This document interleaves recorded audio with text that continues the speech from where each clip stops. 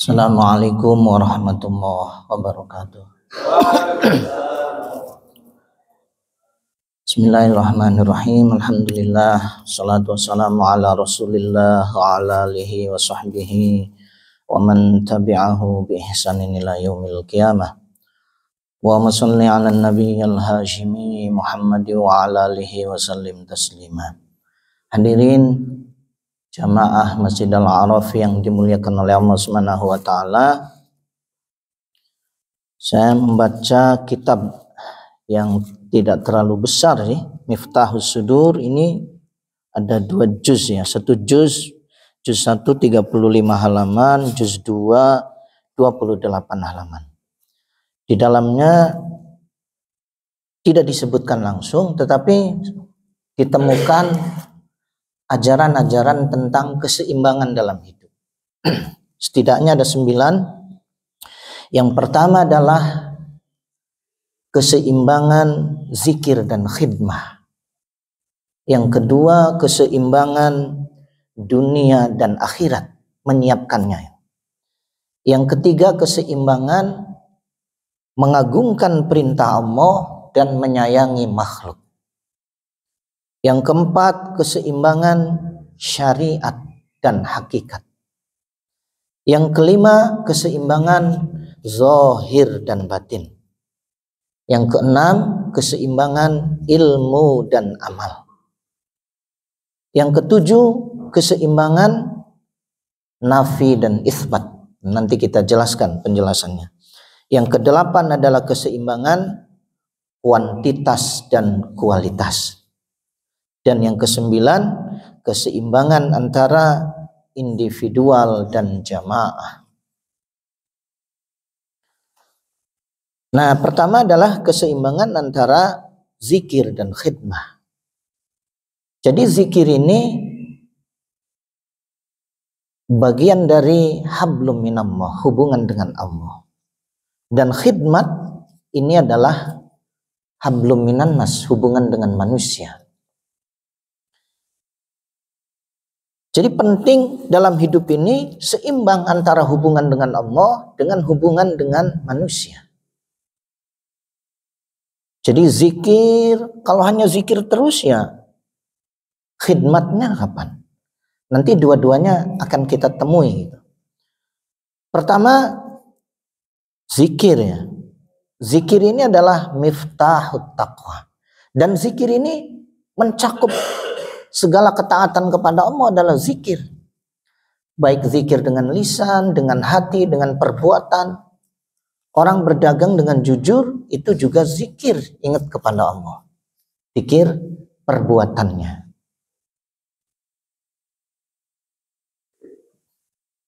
Para ulama menyebutkan bahwa dengan zikir mengingat Allah, maka seseorang akan dapat merasakan lazzatul ibadah, manisnya ibadah dan ketaatan kepada Allah Subhanahu wa taala. Jadi zikir ini sangat penting gitu ya, karena itu miftahut taqwa, kunci ketakwaan. Wa fihi at-talab wa fihi al-fathu. Di dalam zikir ada kemenangan. Kan itu dalam Al-Quran disebutkan wadhkurullaha katsira la'allakum tuflihun. Zikirlah kepada Allah yang banyak supaya beruntung. Jadi Allah menyuruh kita banyak zikir supaya beruntung. Zikir ini diimbangi dengan khidmat. Khidmat itu adalah membantu atau melayani. Membantu yang membutuhkan.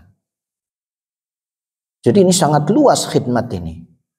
Bahkan dalam salah satu dasar tarekat Syekh Abdul Qadir Jailani itu adalah husnul khidmat. Pelayanan yang baik, membantu dengan cara yang baik. Dan ini ditemukan dalam kehidupan para sahabat. Misalnya Rasulullah menyebutkan ashabi kan nujum. Sahabat-sahabatku itu seperti bintang-bintang. Jadi sahabat-sahabatku, kata Nabi, seperti bintang-bintang. Dengan siapapun kita mengikuti, maka kita akan mendapat petunjuk. Mengikuti salah satu sahabat Nabi. Dan para sahabat Nabi, khidmatnya itu beda-beda. Ada sahabat, misalnya sahabat Abdullah bin Abbas. Itu khidmatnya, membantunya menyiapkan air wudhu Rasulullah SAW. Jadi setiap kali Rasulullah mau berwudhu, maka sahabat Ibnu Abbas ini menyiapkan air untuk wudhunya. Ya mungkin kalau zaman sekarang menyiapkan embernya, gayungnya, airnya, kemudian dikucurin sehingga Rasulullah berwudhu.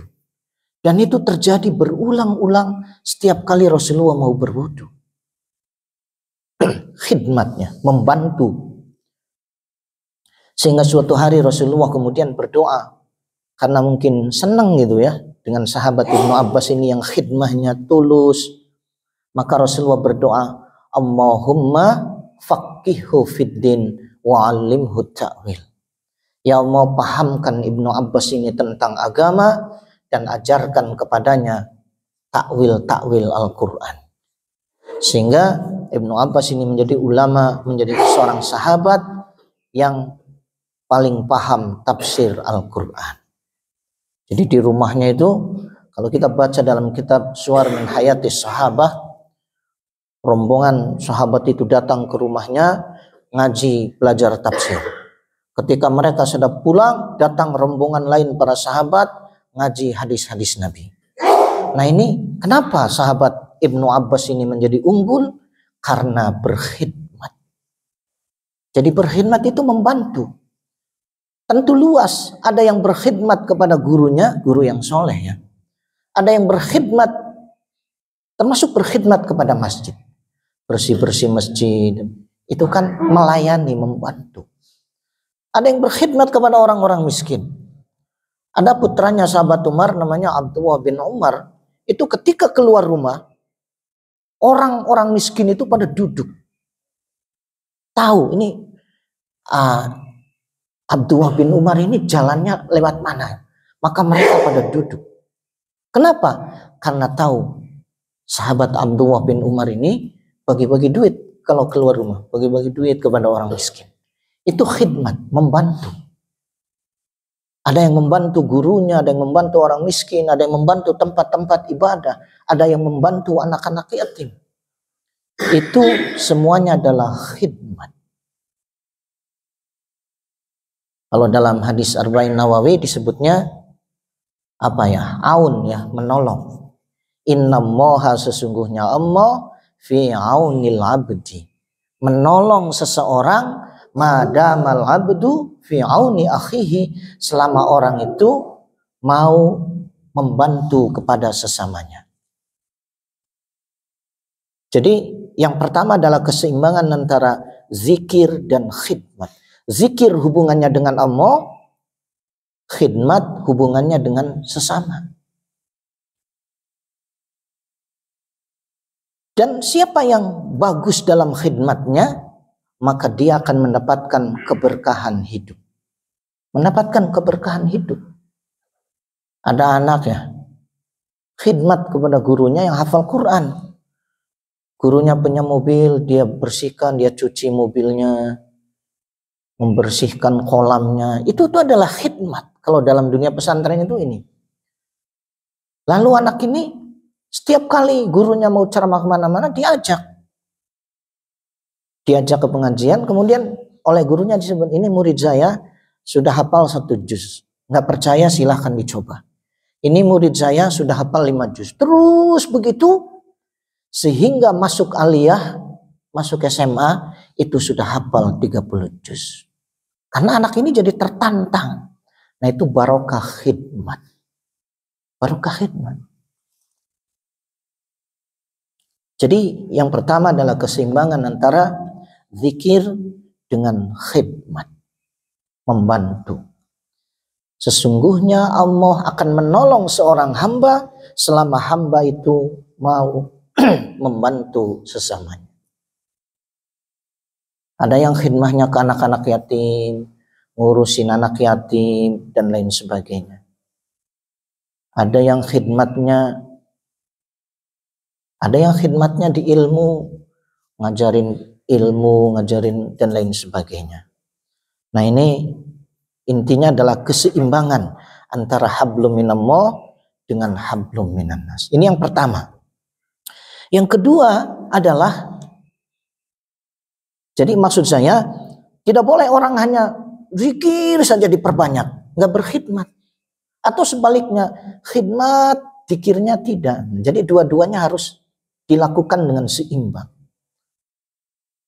Yang kedua adalah keseimbangan menyiapkan dunia dan akhirat. Tidak dibenarkan orang berorientasi akhirat sehingga kehidupan dunianya terabaikan. Karena ya anak-anak kita juga butuh biaya, butuh untuk sekolah, butuh untuk pesantren, butuh untuk macam-macam. Itu butuh dunia. Sehingga Rasulullah SAW di dalam hadisnya itu menyebutkan, laisa bi khairikum man taraka dunyahu li akhirati. Bukan yang terbaik dari kalian yang meninggalkan dunia karena ngejar akhirat. Kecuali kalau sudah makom ijabi, ya makom ijabi itu kalau kata Syekh Ibnu Athaillah, duitnya datang sendiri, itu sudah banyak jamaahnya, jadi nggak usah nyari duit. Kalau itu ya terserah. Tapi bagi kita yang memang masih di makom kasbi harus usaha, maka kehidupan dunia ini harus diupayakan. Thalabul halal, kata Nabi, fardhatun ala kulli muslimin wa muslimah. Mencari yang halal itu wajib bagi umat Islam lelaki maupun perempuan. Bahkan kata Nabi, ada dosa-dosa yang gak bisa dihapus dengan baca Quran, gak bisa dihapus dengan tahajud, gak bisa dihapus dengan ibadah, tapi dihapus dengan rasa capek kita nyari duit yang halal. Nah, ini keseimbangan menyiapkan dunia dan akhirat. Di sini disebutkan hadisnya. Para ulama menyebutkan al-malu khadimuka. Harta dunia itu adalah pelayanmu, fasilitas yang harus digunakan untuk ibadah. Wa anta khadimul maula. Engkau adalah hamba Allah. Pelayan Allah, ya maksudnya hamba Allah. Nah, ini yang kedua. Jadi para ulama juga menyebutkan, makanlah makanan yang paling lezat, minumlah minuman yang paling segar, tidurlah di atas kasur yang paling empuk, kenakan baju yang paling bagus, tetapi perbanyak zikir kepada Allah. Jadi dunia ini diciptakan oleh Allah ya memang untuk dinikmati, sehingga harus disiapkan, tetapi kita juga jangan sampai lupa dengan akhirat. Bahkan kalau kita baca Quran, akhirat nomor 1, baru dunia. Wabtaghi fima atakallahu darul akhirah. Siapkan kehidupan kita di akhirat. Wala tansa nasibaka minad dunya. Jangan lupa nasibmu di dunia. Nah, ini yang kedua ya, keseimbangan dunia dan akhirat. Ya, karena dunia ini hanya sementara. Kehidupan dunia ini sementara. Hari Jumat kemarin saya ke Cimahi, ke dosen UPI, ada seorang dosen UPI, mobilnya banyak belasan. Kayak saya juga kuliah dibiayai oleh beliau. Kuliah lagi. Anaknya itu S1-nya kuliah di Australia, S2 juga Australia. Pinter. Ya tentunya karena banyak duit, makanan bisa pilih kan. Tapi ternyata penyakit tidak memandang kekayaan, tidak memanjang itu. Sudah 7 bulan, kurus badannya itu sakit. nggak tahu kanker apa ya, sudah dioperasi berapa kali, sudah di kemo. Jadi kekayaan tidak menjamin kesehatan. Nah, hari ini kita bersyukur ya, alhamdulillah ya Allah masih diberi sehat. Masih diberi sehat. Ada orang-orang yang duitnya banyak tapi diberi sakit kan. Nah ini jadi kita mesti menyiapkan kehidupan dunia dan akhirat. Sering kita nyebut menyiapkan masa depan. Saya bertanya-tanya, masa depan itu kapan? Orang itu hanya mikir masa depan itu masa tua. Masa ketika tidak produktif, sudah pensiun. Sebenarnya bukan hanya itu. Karena masa depan ini dari bahasa Arab. Depan itu dari kata dafnun. Dafnun itu artinya kuburan. Jadi masa depan itu adalah kehidupan setelah di dunia. Itulah masa depan yang sebenarnya.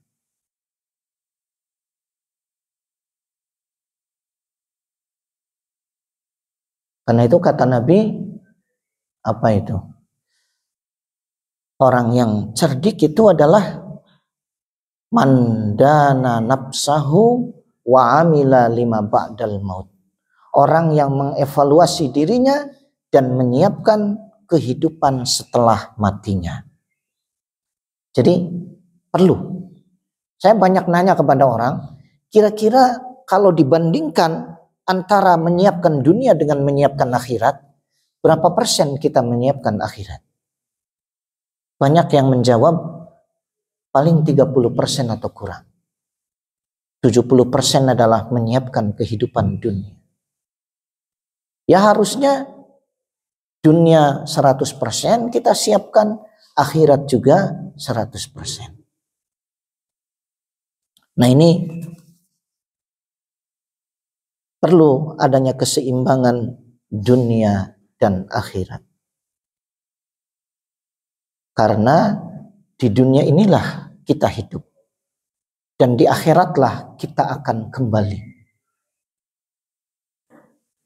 Ini yang kedua ya, keseimbangan dunia dan akhirat.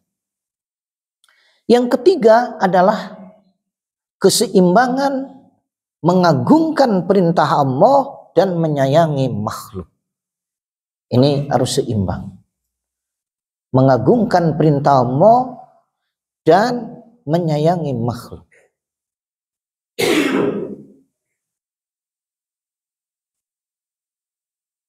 Sebagian ulama menyebutkan hakikatut taubah. Jadi hakikat taubat itu adalah ta'zimu amril haqqi azza wa jalla fi jami'il ahwal. Mengagungkan perintah Allah dalam segala keadaan. Wah, terus terang ini berat. Nggak usah banyak-banyak, satu saja misalnya.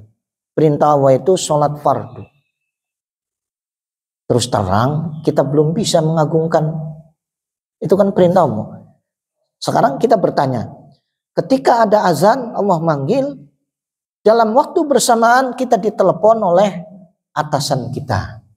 Mana yang kita datangi? Pasti atasan dulu kan? Atau misalnya teman kita nelpon, ayo kita ngumpul. Agak sulit gitu, mengagungkan perintah Allah ini agak sulit.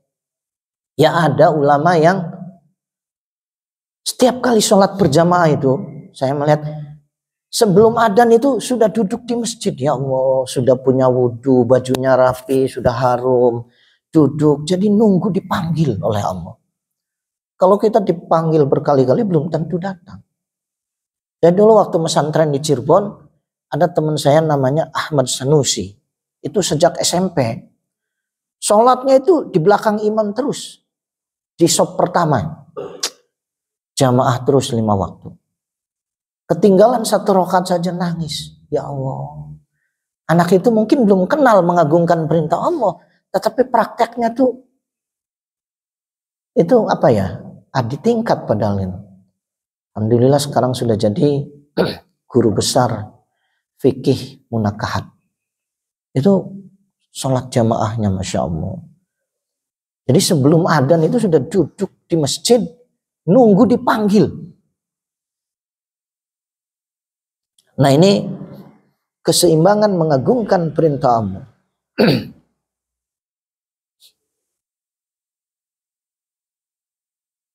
Al khairu kulluhu fi kalimatain. Kebaikan itu berpusat pada dua hal. Yang pertama adalah at-ta'zimu li amrillah, mengagungkan perintah Allah. Yang kedua, wasyafaqah ala khalqih, sayang kepada makhluk Allah. Bahkan walaupun makhluk Allah itu durhaka, kita misalnya ke anak kita, walaupun anak kita nakal apa, tetap kita sayang. Kita doakan tiap hari. Kita beri makan, jajan, tetap saja kita sayang. Nah, kepada makhluk Allah asyafaqah, sayang. Ada itu seorang penjudi ya, dia pulang pagi-pagi, bajunya udah lepas, tinggal pakai celana pendek. Kalah taruhan, duitnya habis, bajunya juga untuk taruhan habis, sehingga pulang itu dari situ pakai celana pendek. Nah, lewat rumah seorang kiai, oleh kiai itu dipanggil, sini, disuruh makan. Setelah makan kenyang, Bu, ambilkan baju, kasih sarung. Kata orang itu, Pak Kiai, saya nggak usah dikasih baju, nggak usah kasih sarung, saya emang nggak sholat. Ini saya karena kalah judi, habis. Kata kiai itu, saya emang nggak nyuruh kamu sholat. Kasihan dingin, silahkan dipakai buat kamu. Nah itu asyafaqah, sayang kepada makhluk. Sehingga dalam hadis Rasulullah menyebutkan, irhamu man fil ardi yarhamkum man fis sama. Sayangi yang ada di bumi, nanti makhluk kamu yang ada di langit akan sayang kepada kalian. Itu. Jadi menyayangi ini nggak ada, tidak perlu embel-embel ya. Tidak perlu embel-embel. Sudah saja sayang. Berikan kebaikan. Pernah ada kisah Nabi Ibrahim alaihissalam kedatangan seorang tamu. Jadi memang Nabi Ibrahim ini salah satu amalannya adalah makan bersama. Nabi Ibrahim itu nggak bisa makan sendiri. Jadi kalau waktunya makan, sudah siap makanan, Nabi Ibrahim itu jalan, nyari orang. Ada orang dipanggil lagi, kita pulang ke rumah makan bareng. Sehingga disebut Abu Doif, bapaknya tamu. Suatu hari dia ngajak orang, setelah siap mau makan ditanya agamanya apa. Ternyata non-muslim. Saya lupa agamanya apa, pokoknya non-muslim. Lalu Nabi Ibrahim mensyaratkan gitu. Mensyaratkan supaya masuk Islam. Ya, orang ini menolak. Ngapain saya makan saja harus masuk Islam segala. Dia pergi. Ketika pergi Nabi Ibrahim, di kisah itu ditegur oleh Allah, Ibrahim, kenapa begitu kamu? Saya itu memberi rizki kepada hamba-hambaku, walaupun hambaku tidak ibadah, walaupun hambaku tidak mengenalku, walaupun hambaku memusuhiku. Nah itu adalah sifat Ar-Rahman, Allah itu Maha Pengasih. Tanpa tanpa pilih kasih, semua diberi. Di dunia ini semuanya diberi. Nah ini keseimbangan antara mengagungkan perintah Allah dan menyayangi makhluk. Bahkan kepada orang-orang jahat pun menyayangi. Menyayanginya ya dengan mendoakan supaya dapat hidayah. Rasulullah kan begitu. Ketika di Taif dilempari batu, ketika berdakwah darah bercucuran, kemudian Rasulullah berdoa, Allahumma hdi qaumi fa innahum la ya'lamun. Ya Allah, berikan petunjuk kepada kaumku karena mereka belum tahu. Kenapa Rasulullah tidak berdoa, ya Allah binasakanlah kaumku? Enggak. Kalau Rasulullah jelas-jelas disakiti, dilempari batu, tetapi membalas dengan doa yang baik. Itu karena asyafaqah li khalqih, sayang kepada sesama. Bahkan ada dalam hadis itu ya, kalau nggak salah hadis riwayat Imam Bukhari, ada seorang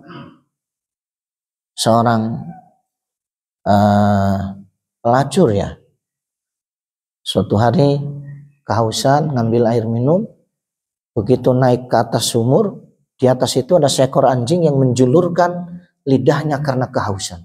Maka dia turun ke bawah, dia gigit sepatunya, dia isi dengan air, dia gigit dengan mulutnya, lalu sepatu yang berisi air itu diminumkan ke anjing itu, dan itu mendapatkan ampunan Allah Subhanahu wa taala. Jadi asy-syafaqah li khalqih, menyayangi makhluk Allah. Itu yang ketiga. Yang keempat, keseimbangan syariat dan hakikat. Syariat sudah jelas ya, syariat itu adalah ajaran-ajaran Islam baik dari Quran maupun dari hadis. Itu syariat, jelas. Syariat itu ibadah. Hakikat itu adalah musyahadah. Musyahadah itu dalam hadis disebutnya ihsan. Anta'budallah, kau ibadah kepada Allah ka'annaka tarahu, seakan-akan kau memandang Allah dengan basirah, dengan mata hati, bukan dengan mata indera ini. Bukan zat Allahnya yang dipandang, tetapi asma dan sifat Allah, perbuatan Allah yang dipandang. Jadi bukan zat Allahnya, karena Allah tidak bisa dilihat di dunia. Nanti dilihatnya di akhirat. Ila rabbiha nazirah. Mereka memandang kepada Allah di akhirat gitu. Tapi di dunia tidak bisa dilihat dengan mata. Dilihatnya dengan mata hati. Itu pun yang dilihat bukan zat Allah, tetapi sifat asma Allah. Asma Allah kan ada 99. Perbuatan Allah yang dilihatnya. Supaya kita teringat kepada Allah. Jadi hakikat itu adalah penggabungan antara syariat dengan ma'rifat. Syariatnya zahir, ma'rifatnya batin.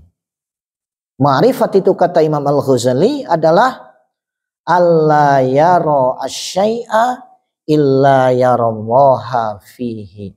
Tidak memandang makhluk, melainkan memandang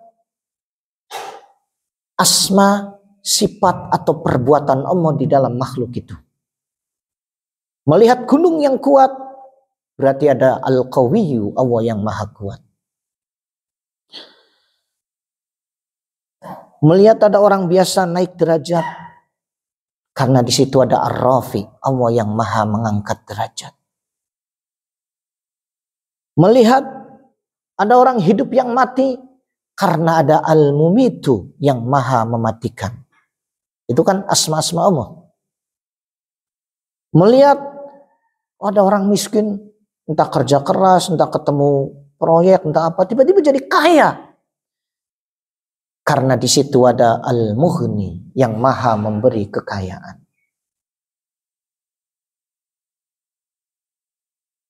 Melihat telur kok bisa netes, bisa hidup gitu ya. Ayam, bebek. Karena di situ ada Al-Muhyi, Allah yang maha menghidupkan. Melihat ada orang mulia, pejabat, tiba-tiba jadi hina. Entah masuk penjara, entah. Di situ ada Al-Muzillu, Allah yang maha menghinakan. Melihat ada orang misalnya melakukan kesalahan, kemudian diberi hukuman. Ya karena di situ ada Al-Muntaqim, Allah maha membalas. Jadi melihat segala sesuatu, di situ ada perbuatan Allah, ada sifat Allah, ada asma Allah. Sehingga hatinya nggak bisa lupa Allah. Melihat ada bapak-bapak, kalau hari Minggu kan suka ada yang jualan itu. Lihat bapak-bapak, ya Allah ini jualan, dagang, nggak ada, belum ada yang beli misalnya. Dari pagi sampai siang panas, tapi dia sabar. Oh, berarti di situ ada as-sabur, Allah yang maha sabar. Nah, jadi ada asma Allah dalam kehidupan sehari-hari. Ada af'al perbuatan Allah dan ada sifat Allah. Itulah yang disebut dengan ma'rifat. Matanya melihat makhluk, hatinya melihat maha menciptakan makhluk. Itu ma'rifat. Kalau contoh sederhana sih beginilah. Kalau dalam kehidupan sehari-hari misalnya, jadi matanya melihat makhluk, hatinya melihat yang membuatnya. Misalnya suami istri, istrinya meninggal dunia. Waktu hidup istrinya suka bikin bordiran bunga. Bikin taplak meja dengan bordiran bunga. Suatu hari suaminya memandang taplak meja ini bikinan istrinya. Dia pandang, matanya memandang taplak meja, bordiran itu, hatinya teringat kepada yang membuatnya, yaitu istrinya. Langsung dia pegang taplak meja itu, tanpa sadar lisannya berseru, mama, atau ibu, atau apa ya, manggil istrinya. Nah, anaknya dari jauh bisa salah paham. Bapak gelo ini, masa taplak meja disebut mama? Nah itu, ma'rifat itu ya seperti itu. Melihat makhluk, tapi hatinya terhubung ingat kepada yang maha menciptakannya. Nah ini keseimbangan antara syariat dan hakikat. Syariat yang nggak boleh dilanggar. Aturannya jelas, Al-Quran dan Sunnah. Tetapi hakikat adalah perpaduan antara syariat dan ma'rifat. Ma'rifat itu memandang makhluk matanya, tapi kolbunya memandang maha menciptakan makhluk. Matanya memandang orang hina, hatinya memandang al-muzillu, maha menghinakan. Nah ini yang keempatnya. Yang kelima adalah keseimbangan zahir dan batin. Di dalam hadis jelas ya disebutkan, innallaha la yanzuru ila ajsamikum wala ila ada yang ini, innallaha la yanzuru ila suwarikum wala ila a'malikum. Sesungguhnya Allah tidak memandang performance ya, penampilan kalian, dan tidak hanya memandang perbuatan lahir kalian, tetapi bal yanzuru ila batinikum. Di hadis lain menyebut ila qulubikum, memandang kepada batin kalian, kolbu kalian, niatnya. Jadi kalau salah niat, amalan akhirat bisa jadi tidak bernilai di hadapan Allah. Saya pernah baca itu kisah seorang sahabat yang gagah berani perang melawan musuh. Wah, maju. Sahabat lain menyebut huwa ahlul jannah. Ahli surga itu. Tapi kata Nabi, bal huwa ahlun nar. Dia adalah ahli neraka. Para sahabat bingung, masa ahli neraka? Akhirnya dilihat sahabat itu, gak disebut namanya siapa. Ternyata sahabat itu kemudian kelelahan, capek, gak bisa ini lagi, energinya sudah lemes. Akhirnya pedangnya dibalikkan, ditusukkan kepada dirinya. Rupanya dia berjuangnya ingin dilihat orang, ingin dipuji. Ketika nggak bisa dipuji, mending bunuh diri. Nah itu karena niat itu nggak kelihatan. Karena itu Rasulullah sudah mewanti-wanti di dalam hadis arba'in nomor pertama itu.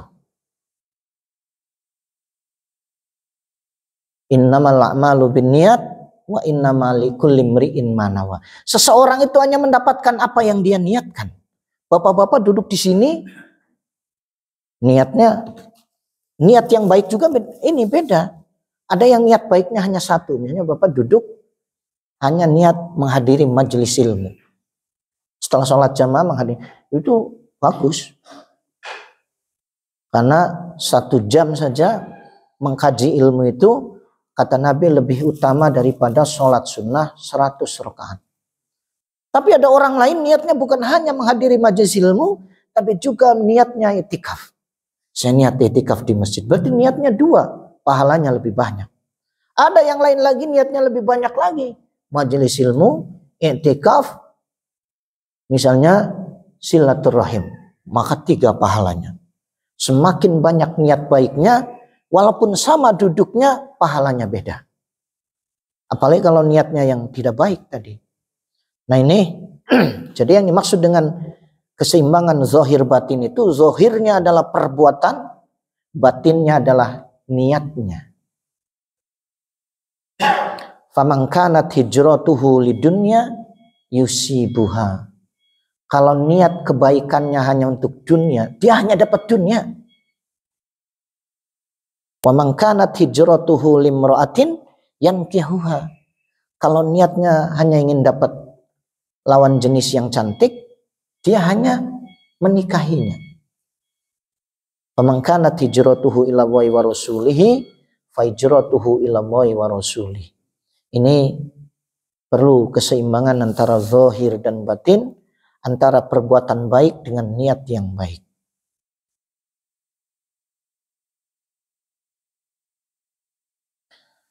Kemudian yang keenam adalah keseimbangan ilmu dan amal. Ilmu dan amal. Ilmu adalah amalan yang paling utama. Dalam kitab Minhajul Abidin ada seorang sahabat nanya kepada Nabi, ya Rasulullah, amalan apa yang paling utama? Ini hadisnya banyak. Kadang Rasulullah menjawab, misalnya sholat tepat waktu, ya awal waktu, birrul walidain. Tapi ada satu versi menyebutkan Rasulullah menjawab ilmu. Sahabat ini nanya lagi, ya Rasulullah, amalan apa yang paling utama? Nabi menjawab ilmu. Sampai 3 kali.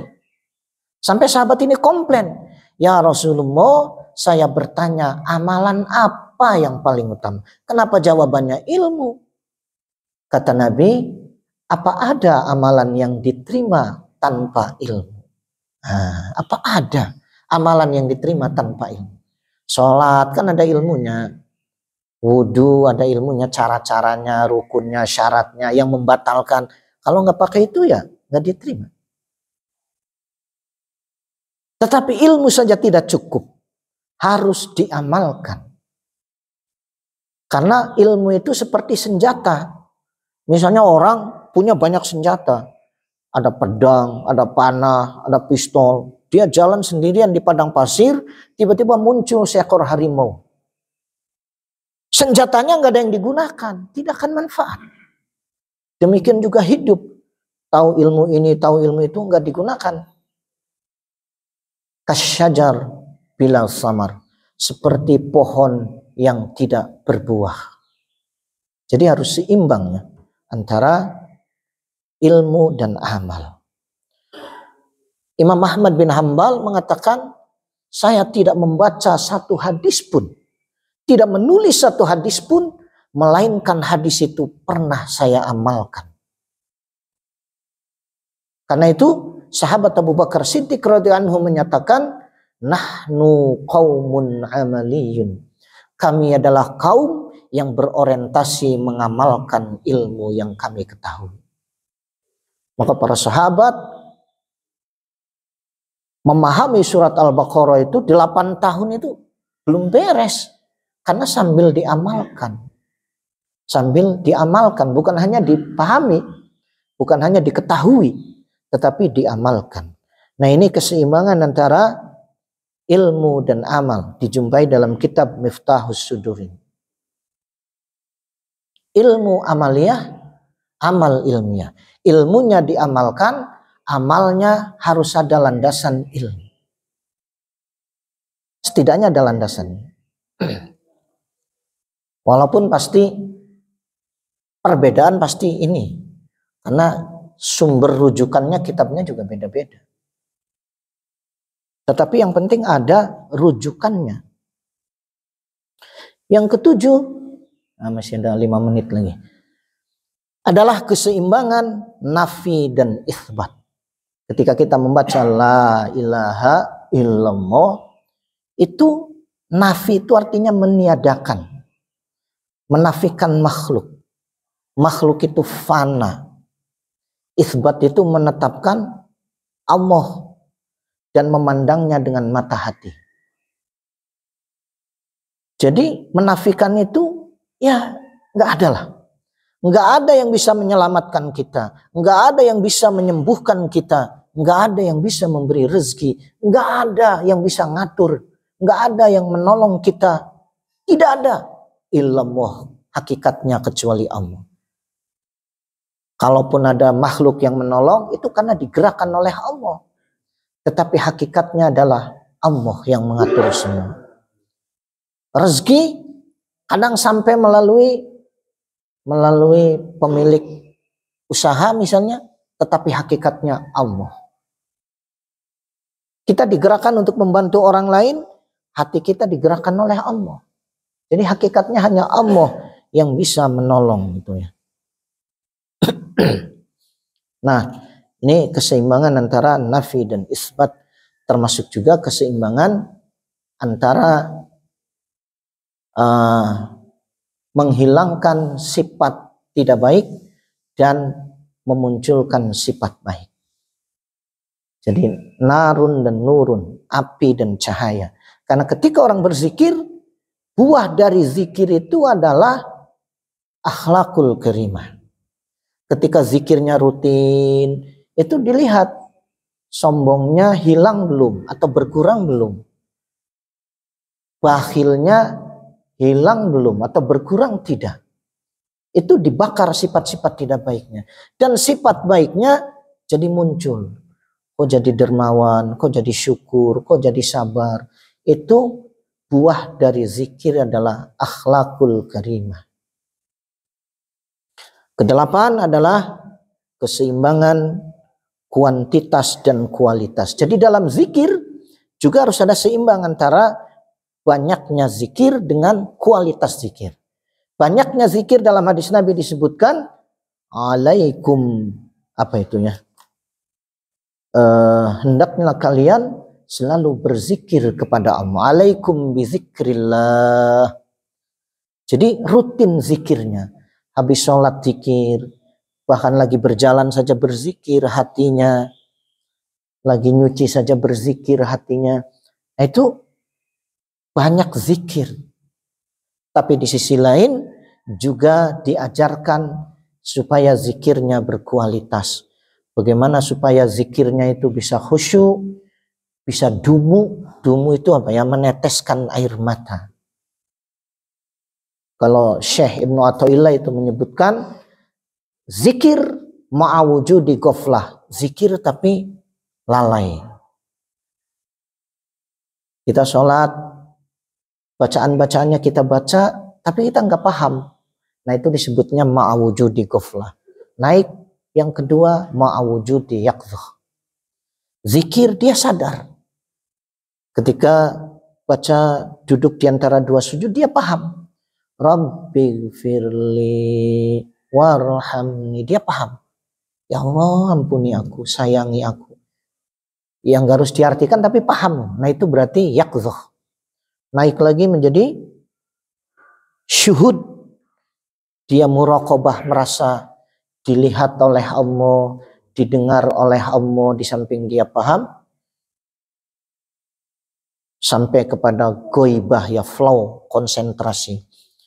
Nah ini, kemudian yang terakhir adalah keseimbangan individual dan jamaah. Keseimbangan pribadi dan bersama-sama.